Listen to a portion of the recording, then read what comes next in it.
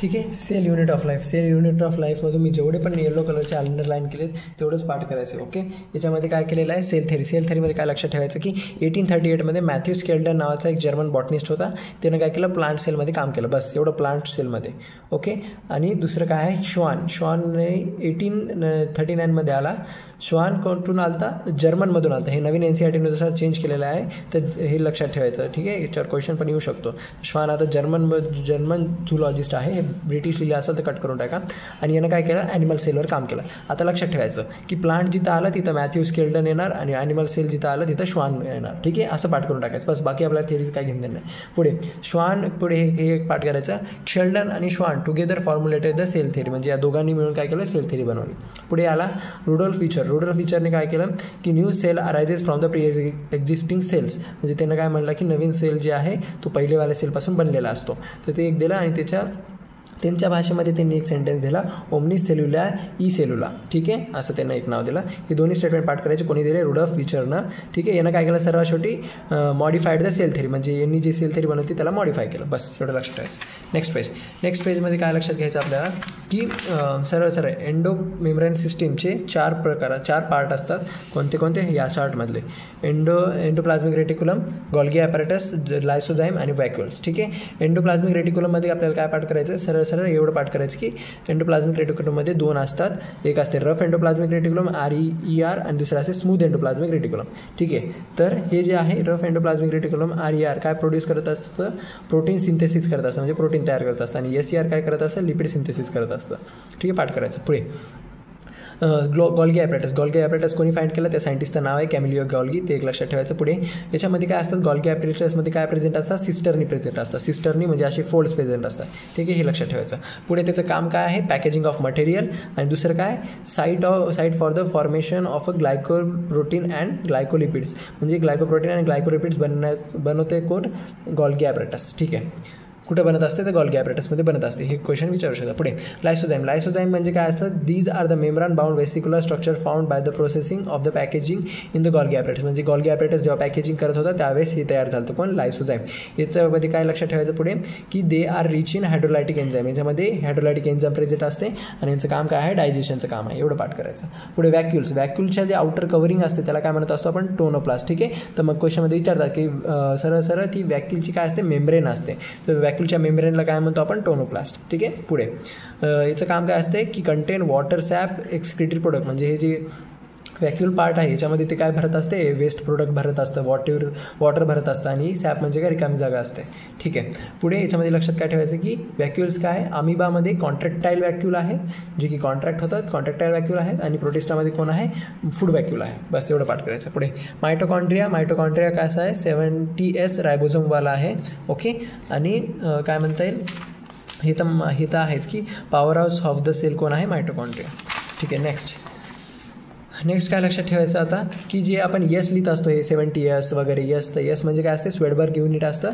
ठीक आहे. त्याच्यामध्ये काय लक्षात ठेवायचं की मेजर ऑफ डेन्सिटी आणि मास.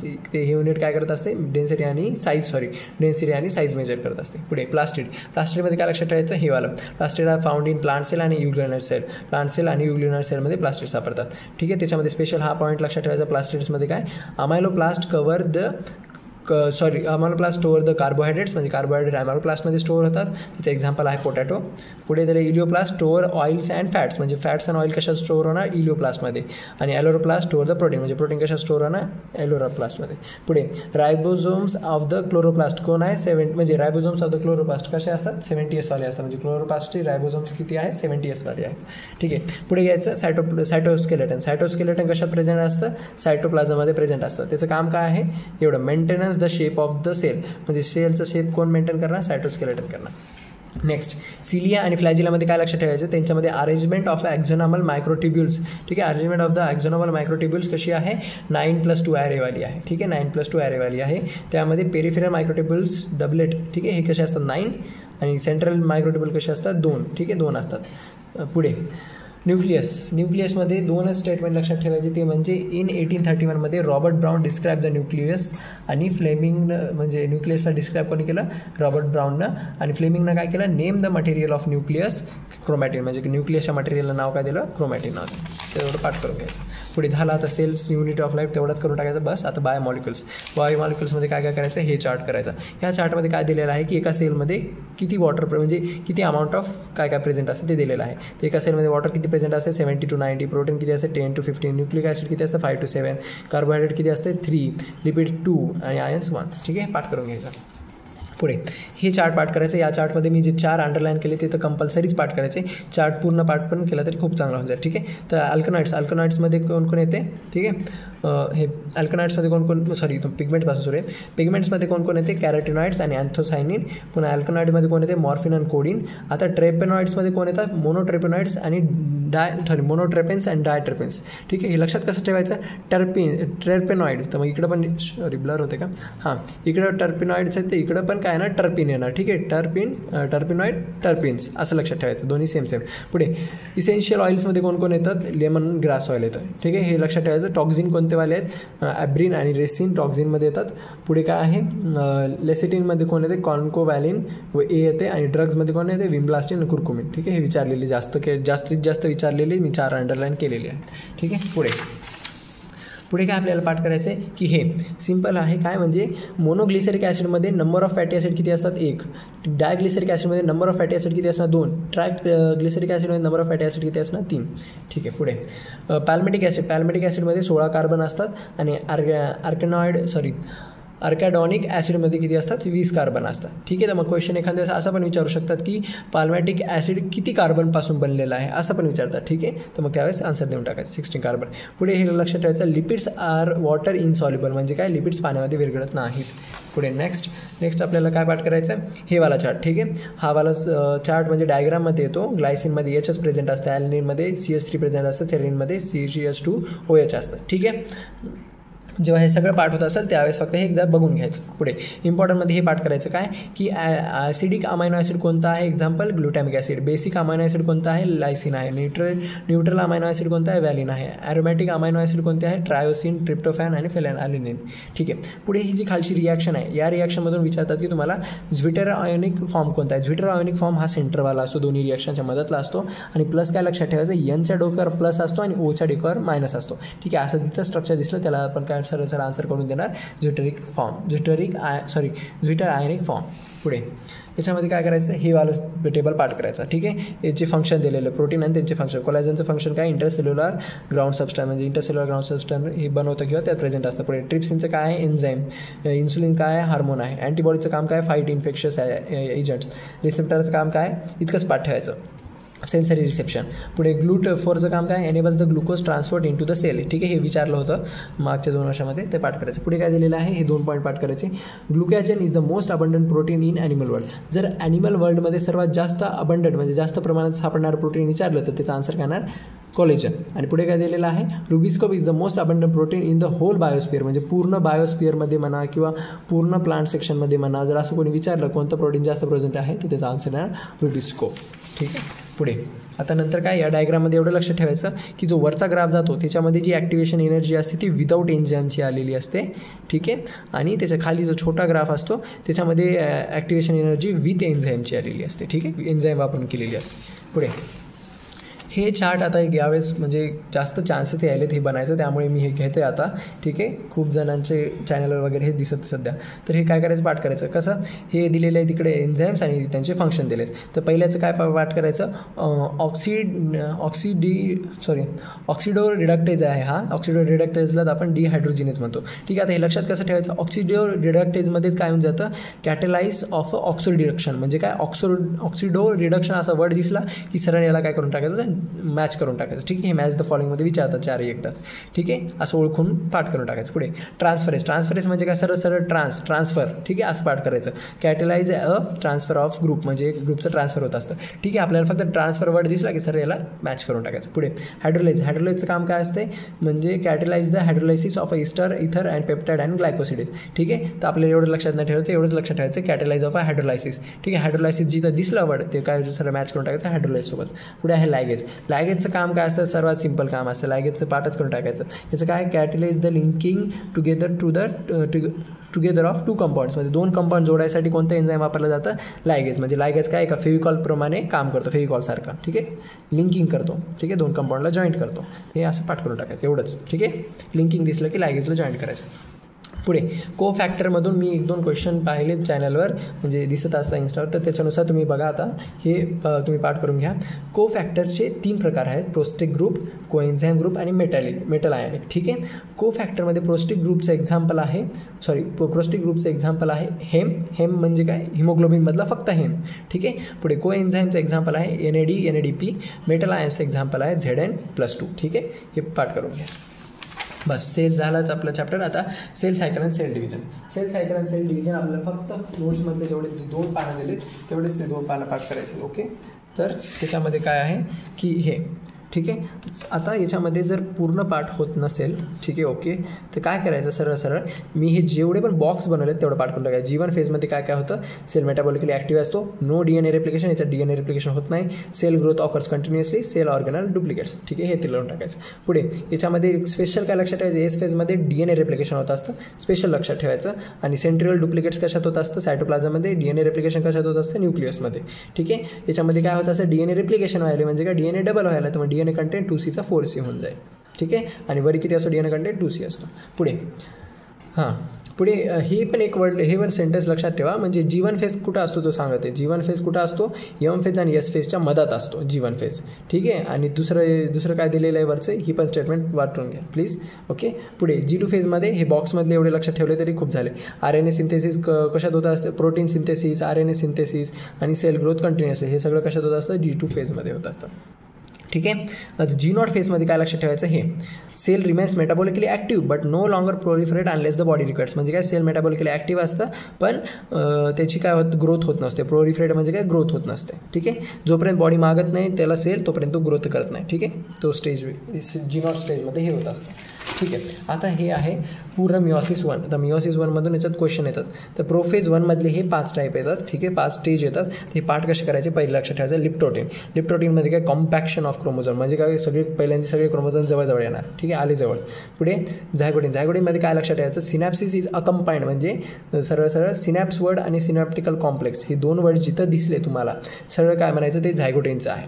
बाकी पुढे सेंटेन्स वाचायची काही गरजच नाही, ठीक आहे, ओके. पुढे पायकेटिनमध्ये काय लक्षात ठेवायचं की appearance of a recombination nodules, ठीक आहे. म्हणजे काय, रिकॉम्बिनेशन हा वर्ड जी दिसला तो सरळ काय टाकायचा, पायकेटिन. आणि पुढे काय दिलेलं आहे, क्रॉसिंग ओव्हरवाला हा एक स्टेटमेंट आहे. तर क्रॉसिंग ओव्हर आणि रिकॉम्बिनेशन हे दोन्ही वर्ड जिथं दिसले ते सरळ कशामध्ये जाणार, पायकेटिनमध्ये जाणार, ओके.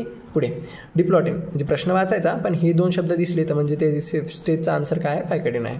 पुढे डिप्लॉटिनमध्ये काय लक्षात ठेवायचं, डिसोल्युशन ऑफ अ सिनॅप्टिकल कॉम्प्लेक्स, ठीक आहे. सिनॅप्टिकल कॉम्प्लेक्सचं काय होतं, डिसोल्युशन म्हणजे काय, ब्रेक होतात, ठीक आहे, ब्रेक होतं. आणि याच्यामध्ये दुसरं फीचर स्पेशल काय लक्षात ठेवायचं, कॅसमॅटा हा वर्ड जिथं दिसला ते सरळ कुठे जाणार, डिप्लॉटिनमध्ये जाणार, ओके. कॅसमॅटा वर्ड फक्त डिप्लॉटिनमध्ये प्रेझेंट आहे. पुढे आता या कॅसमॅटाचं जर टर्मिनायझेशन ऑफ कॅसमॅटा असं आलं, तर डायकायनेसिस प्रोसेस असणार, ओके. आलं लक्षात, एवढं पाठ करायचं आणि बस.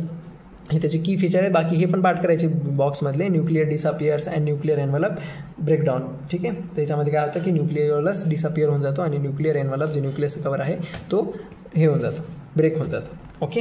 हे झालं. आता यांची एखाद्या वेळेस ऑर्डर पण विचारू शकता सिरियल वाईज, तर मग त्याला आपण कसं पाठ करतो, LZPDD, ठीक आहे. असं पण म्हणू शकतो की लता जरा पाणी दे, ठीक आहे. हे पण एक ॲड करू शकता तुम्ही, ठीक आहे. मी इथं लिहून देतो तुम्हाला, ओके. तुम्ही एवढं एक करून टाका, लिहून घ्या तुम्ही. आणि नंतर काय आहे, एक सेकंड, ठीक आहे. पुढे मेटाफेज 1मध्ये काय लक्षात ठेवायचं, alignment of a bivalent homologous chromosome, ठीक आहे. अलाइनमेंट असं वर्ड आला तर ते कुठं जाणार, सरळ मेटाफेजमध्ये जाणार, ठीक आहे. पुढे anaphase 1मध्ये segregation of homologous chromosomes, म्हणजे सेग्रिगेशन म्हणजे काय, सेपरेशन, ठीक आहे. होमोलोगस क्रोमोझोम म्हणजे क्रोमोझोमचं सेपरेशन असं कुठं जरी म्हणलं तरी ॲनाफेज 1मध्ये जाणार, ठीक आहे. पुढे काय दिलेलं आहे, टिलोफेज 1, ठीक आहे. टिलोफेज 1मध्ये काय होणार, the nuclear membrane and nucleolus reappears, ठीक आहे. हे एक लक्षात ठेवायचं. दुसरं काय, formation of dyad of the cell, म्हणजे काय, डायड सेल म्हणजे 2 सेल कुठे तयार होतात, टिलोफेज 1मध्ये होतात. आणि टिलोफेज 2मध्ये 4 सेल तयार होतात, त्यामुळे formation of tetrad of the cell, ठीक आहे. डन. ठीक आहे. सेल सायकल चॅप्टर झाल्यानंतर आज आपण बघणार आहोत फोटोसिंथेसिस हायर प्लांट. फोटोसिंथेसिस आहे ना हायर प्लांटमध्ये काय लक्षात ठेवायचं की सरळ हे एक लक्षात ठेवायचं. जॅन इंजन हाऊस हे कोणता एक्सपेरिमेंट केला आहे ना, एलिगंट एक्सपेरिमेंट केला. ठीक आहे, एलिगंट एक्सपेरिमेंट एवढं लक्षात ठेवायचं. पुढे काय लक्षात ठेवायचं की हे काय म्हणता येईल, ह्या एक सायंटिस्टचं एक लक्षात ठेवून टाका की कॉर्लियस व्हॅन नील. ठीक आहे, कॉर्लियस व्हॅन नील यानं काय केलं, work on a purple and green bacteria. ठीक आहे, एवढंच. ठीक आहे, आता याच्यानंतर काय आहे मेन याच्यावर क्वेश्चन येऊ शकतो की तो म्हणजे काय की सरळ काय असतं की झाडामध्ये की वेगवेगळ्या प्रकारचे असे पिगमेंट्स असतात. ठीक आहे, हे कलर पिगमेंट्स असतात आणि यांचं असं असतं की जर ज्या कलरची लाईट पडली ते त्याच कलर ॲब्झॉर्ब करत असतात. ठीक आहे, म्हणजे काय प्रत्येक क्लोरोफिलची आपापली एक ठराविक कलरची ॲब्झॉर्ब करण्याची कॅपॅसिटी असते लाईटची. ठीक आहे, तर मग याचा पार्ट काय करायचं सरळ एवढं सांगतो. क्लोरोफिल कोणता कलर ॲब्झॉर्ब करतो, ब्राईट और ब्ल्यू ग्रीन. ठीक आहे, क्लोरोफिल बी कोणत्या कलरची लाईट ॲब्झॉर्ब करतं, येल्लो आणि ग्रीनवाली. झॅन्थोफिल कोणत्या कलरची लाईट ॲब्झॉर्ब करतं, येल्लोवाली. कॅरोटिनाइड्स कोणत्या कलरची लाईट ॲब्झॉर्ब करतं, येल्लो टू येल्लो ऑरेंजपर्यंतची. ठीक आहे, ओके, एवढंच पार्ट करायचं.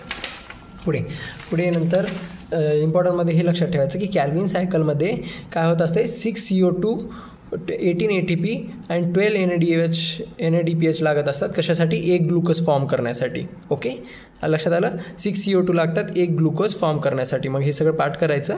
ते क्वेश्चनमध्ये विचारतात की एका कॅल्विन सायकलमध्ये काय काय यूज झालं एक ग्लुकोज फॉर्म करण्यासाठी. तर 6 CO2 18 ATP 12 NADPH. ओके, पुढे ह्या चॅप्टरमध्ये जास्त आपल्याला पडायचं नाही आहे, कॉम्प्लिकेटेड होते. ठीक आहे, आता आहे chapter next respiration in plants. Respiration in प्लांट्समध्ये काय लक्षात ठेवायचं, ग्लायकोलायसिस सायटोप्लाझममध्ये होते. ओके, तेच एक मार्क केलं होतं मी. ओके, ते एक झालं. आणि दुसरं काय लक्षात ठेवायचं, हे pyruvic acid is the key product of the glycolysis. म्हणजे काय, ते ग्लायकोलायसिस प्रोसेसच्या सर्वात शेवटी काय बनत असतं, पायरुविक ॲसिड बनत असतं. त्यालाच काय म्हणलं आपण, end product of the pyruvic acid. म्हणजे एंड प्रोडक्ट कोणता आहे, पायरुविक ॲसिड आहे असं पण म्हणतो. पुढे नेक्स्ट काय आहे, ग्लायकोलायसिस सिस्टीममध्ये एवढं लक्षात ठेवायचं की ग्लायकोलायसिस प्रोसेस काय होत असते, ब्रेकडाऊन ऑफ ग्लुकोज. म्हणजे ग्लुकोजला तोडायचं असते पायरुविक ॲसिडमध्ये. ठीक आहे, ही प्रोसेस आहे पूर्ण.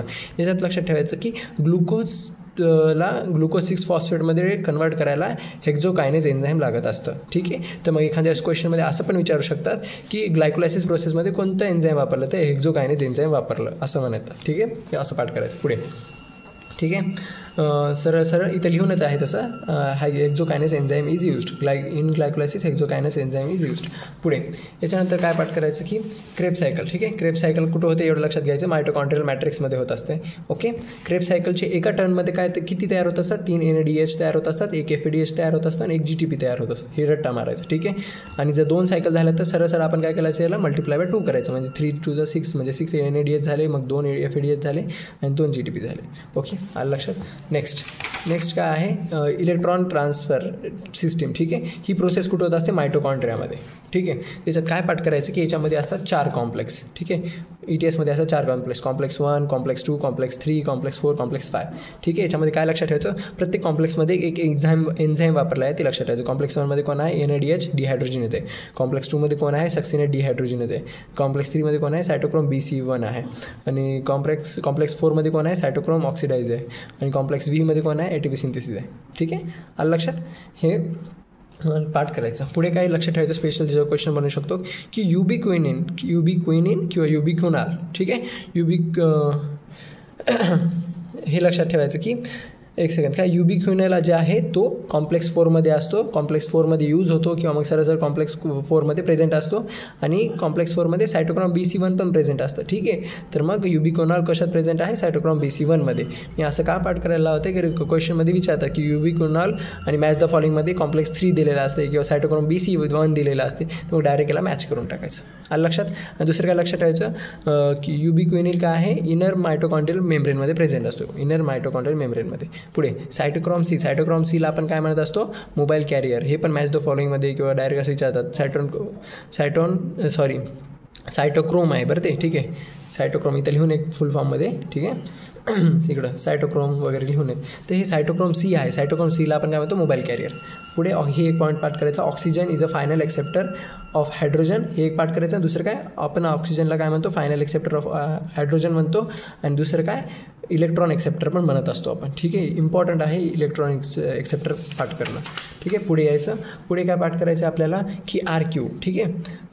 RQला काय म्हणतो असतं रेस्पिरेटरी क्वेश्चन. याचा फॉर्म्युला लक्षात ठेवायचं काय आहे, वरी व्हॉल्यूम ऑफ CO2 इव्हॉल्व्ड आहे आणि खाली व्हॉल्यूम ऑफ O2 कन्झ्युम्ड आहे, ठीक आहे. हे पाठ करायचं. कार्बोहायड्रेटसाठी RQ व्हॅल्यू किती 1 आहे, प्रोटीनसाठी 0.9 आहे, काय म्हणतात ट्रायपॅल्मेटिनसाठी 0.7 आहे, ऑक्झॅलिक ॲसिडसाठी 4 आहे, ओके.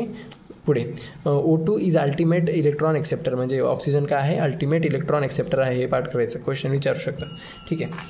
आता plant growth and hormone. Plant growth and हार्मोनवर हे लक्षात घ्यायचं. अर्थमॅटिक ग्रोथ काय दाखवते, लिनियर कर्व दाखवते. लिनियर कर्व म्हणजे काय, सरळ अशी लिनियर एक लाईन लिनियरमध्ये, ठीक आहे. तसं पाठ करायचं. पुढे आणि हे त्याचा ग्राफ आहे. पुढे जिओमेट्रिकल ग्रोथ. जिओमेट्रिकल ग्रोथ काय दाखवत असते, एक्सपोनेन्शियल कर्व. एक्सपोनेन्शियल कर्व म्हणजे असा, ठीक आहे. तर याला काय म्हणतो आपण एक्सपोनेन्शियल कर्व. ह्याच्या खाली काय असतं लॅग फेज, याच्यावरी जिथं असते त्याला म्हणतो एक्सपोनेन्शियल फेज. एक्सपोनेन्शियल फेज म्हणजे काय असं वर जाणारा फेज, ठीक आहे. पुढे आहे स्टेशनरी फेज. नंतर म्हणजे काय स्टेबल होऊन जातं, स्टेशनरी होऊन जातं, ओके. ते लक्षात ठेवायचं. पुढे नंतर काय करायचं, सरळ सरळ हेच पाठ करायचे. याच्यातून क्वेश्चन येतात म्हणजे येतातच. आता मी जेवढे अंडरलाईन केले तेवढेच पाठ करायचे, ठीक आहे. ऑक्झिनमध्ये हे काय करतो, promote the flowering in pineapples, ठीक आहे. हे पाठ करायचं. Help to prevent the fruit and leaf drop in at early stage, हे एक पाठ करायचं. अपायकल डॉमिनन्स एक पाठ करायचा. दुसरं हे स्पेशल काय आहे की 2,4D kill the dicot weeds, ठीक आहे. 2,4D काय करतो, डायकॉट वीडला किल करतो, ठीक आहे. हे एक पाठ करायचं. पुढे जिब्रेलिन्समध्ये काय पाठ करायचं, जिब्रेलिनमध्ये हे जेवढे अंडरलाईन केले मी तेवढे सगळे पाठ करायचे. Length increase the length of grape stalk. आणि काय दिलेलं आहे इथं, cause the fruit like apples elongate and improve the shape, ठीक आहे. याच्या जागी आपण सेल इलॉंगेशन पाठ करून टाकायचं, ठीक आहे. एवढं मोठं पाठ करत असायचं नाही. सेल इलॉंगेशन कोणत्या हार्मोनमुळे होत असतं, जिब्रेलिन हार्मोनमुळे होत असतं, ठीक आहे. असे एक वर्डच पाठ करायचे, तेच विचारलं जातात आणि ते वर्ड आपल्याला लक्षात आले पाहिजे. हां, सेल इलॉंगेशन आपण कुठं वाचलं होतं, जिब्रेलिनमध्ये, बस असं एक वर्ड करायचे. दुसरं काय, use to speed up the malting process in brewery industry, म्हणजे दारूच्या इंडस्ट्रीमध्ये माल्टिंग प्रोसेस करायला काय वापरतं, जिब्रेलिन. माल्टिंग वर्ड जिथं पण आला सरळ सरळ जिब्रेलिन टाकून द्यायचं. पुढे आहे promotes the bolting in beet cabbage, ठीक आहे. तर क्वेश्चन असं विचारतं की बोल्टिंग येते. बोल्टिंग कुठं होत असते, तर बोल्टिंग जिब्रेलिनमध्ये, म्हणजे जिब्रेलिनच्या हेल्पनं होत असते बोल्टिंग, ठीक आहे. अशी एक वर्ड पाठ करायचे. पुढे सायटोकायनिनमध्ये 2 आहे, कायटिन आणि झियाटिन, ठीक आहे. सायटोकायनिन 2 प्रकारचे, कायटिन आणि झियाटिन. कायटिन काय कुठं झालं, found in herring sperm DNA, म्हणजे काय का हरणासारखा एक प्राणी आहे त्याच्या स्पर्ममध्ये सापडला होता. दुसरा झियाटिन कुठं फाउंड झाला, कोकोनट मिल्कमध्ये सापडला होता, और कॉर्न कॅरलमध्ये, ठीक आहे. कॉर्न कॅरल, ठीक आहे. इथं जर दिसत नसेल तर इथं खाली स्पेलिंग आहे कॉर्न कॅरलची, ठीक आहे, कर्नल, ठीक आहे. याच्यामध्ये सायटोकायनिनमध्ये काय लक्षात ठेवायचं, help to produce new leaves, ठीक आहे. Help to produce new leaves. दुसरं काय, ओव्हरकम द अपायकल डॉमिनन्स. आणि तिसरं काय आहे, प्रमोट द न्यूट्रियंट मोबिलायझेशन आणि helps in the delay leaf census, ठीक आहे. हे सगळं पाठ करायचं याच्यासाठी. म्हणजे हे स्टेटमेंट जिथं पण दिसलं ते कोणतं हार्मोन काम करणार असलं तिथं सायटोकायनिन, ठीक आहे. असं सगळ्यांचं दिलं आहे. इथिलिनचं हे पाठ करायचं इथून इथपर्यंत. हे जेवढे पण येलो केलेलं आहे ते सगळे पाठ करायचे, ठीक आहे. आता ॲब्सेसिक ॲसिडमध्ये काय लक्षात ठेवायचं, ॲब्सेसिक ॲसिड रेग्युलेट्स द ॲब्सेशन अँड डॉर्मन्सी, ठीक आहे. हे काय पुन्हा काय ते काय करतं, प्लांट ग्रोथ इनिबिटर आहे. ॲब्सेसिक ॲसिड कसं आहे, प्लांट ग्रोथ इनिबिटर, ठीक आहे. हे जर कुठं विचारलं इनिबिटर कोण आहे तर ॲब्सेसिक ॲसिड. पुन्हा सीड जर्मिनेशन करतो, inhibit the seed germination. Inhibit म्हणजे काय, थांबवणे, सीड जर्मिनेट होऊ नाही देणे, इनिबिट द जर्मिनेशन. पुढे काय, स्टिम्युलेट द क्लोजर ऑफ स्टॅमा. हे क्वेश्चनमध्ये विचारतात बरेचदा, ठीक आहे. हे दोन्ही पण विचारतात. Stimulate the closure of stomata, म्हणजे स्टोमॅटा ऑन ऑफ म्हणजे क्लोज करायचं काम कोणाचं आहे, सरळ सरळ ॲब्सेसिक ॲसिड, असं पाठ करायचं. सीड डेव्हलपमेंट, मॅच्युरेशन, डॉर्मन्सी या सगळ्यांमध्ये काय काम करतं, ॲब्सेसिक ॲसिड. आता एवढ्या स्टेटमेंटच्या जागी एवढंच लक्षात ठेवायचं, लिहून घ्यायचं काय, ABA dissection of the seed करतो, म्हणजे काय, डायसेक्शन ऑफ सीड कोण करत असतं, ॲब्सेसिक ॲसिड करत असतो. पुढे ABA act as a antagonist to the GA म्हणजे काय, जिब्रेलिक ॲसिड, ठीक आहे. इकडं लिहिलेलं आहे, ठीक आहे. GA म्हणजे काय, जिब्रेलिक ॲसिड. तर म्हणजे काय, अपोजिट काम करत असतो, जिब्रेलिक ॲसिडचा अपोजिट काम करत असतो ॲब्सेसिक ॲसिड, ठीक आहे. आता झाला आहे प्लांट ग्रोथ.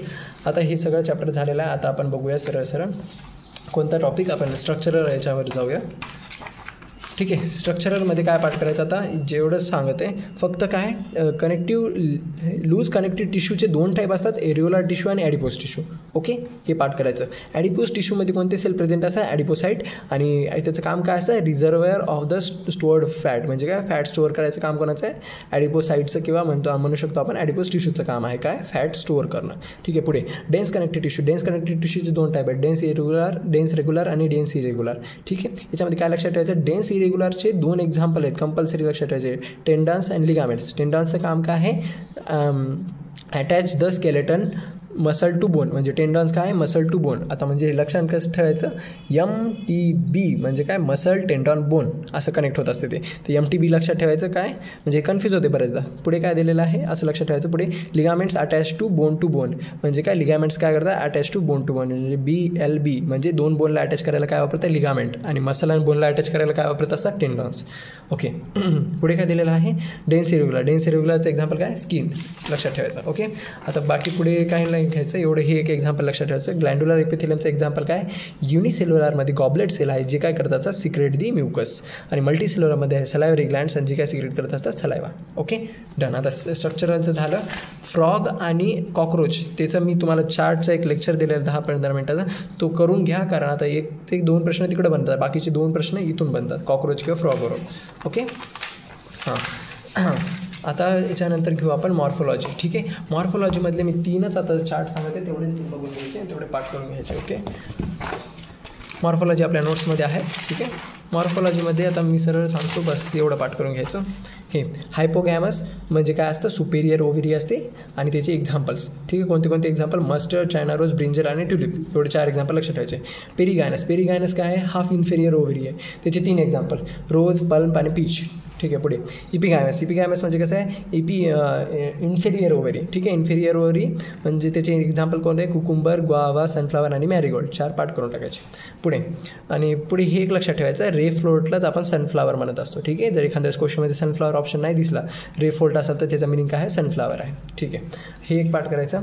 ठीक आहे. आणि याचे ना डायग्राम बघून घ्या, यावेळेस या क्वेश्चनवर डायग्राम याचे चान्सेस वाटत आहेत. ठीक आहे. ही वाली डायग्राम आहे हायपोगॅनस, ह्या दोन्ही पण डायग्राम आहेत पेरिगायनसच्या, आणि ही वाली डायग्राम आहे इपिगायनस.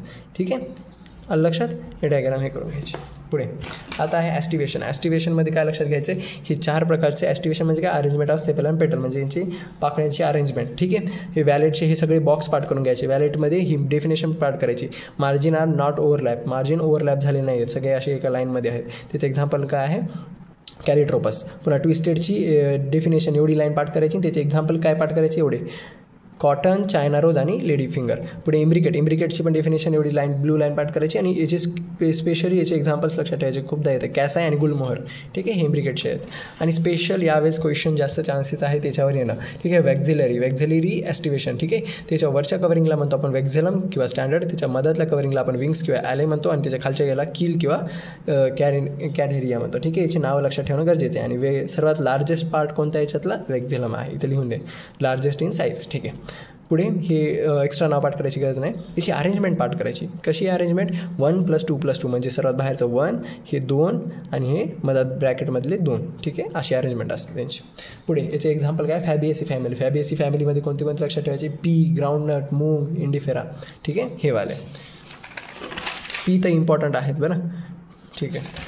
पुढे आता हे झालं. त्याच्यानंतर सरळ हे प्लासेंटेशन. यावर्षी 2025मध्ये हे एवढं एक्झाम्पल याचे चान्सेस जास्त आहेत. ठीक आहे. तर प्लासेंटेशनमध्ये काय लक्षात घ्यायचं की याच्यामध्ये काय असते? Arrangement of the ovule or placenta, म्हणजे ओव्ह्यूल ऑर प्लेसेंटा म्हणजे जे बिया वगैरे असतात त्यांची कशी अरेंजमेंट आहे हे बघायचं आपल्याला.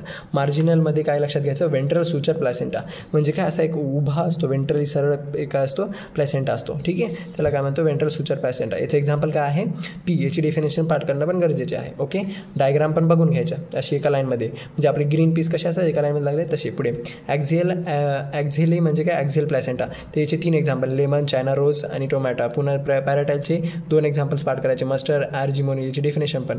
पुढे फ्री पेंट्रलचे पण करायचे. ठीक आहे. फ्री सेंट्रलचे प्लॅसेंटा आणि ते सेंटर प्लॅसेंटा ॲट द सेंटरला असतो. ठीक आहे. त्याचे एक्झाम्पल 2: डायथॅनस आणि प्राइमरोज.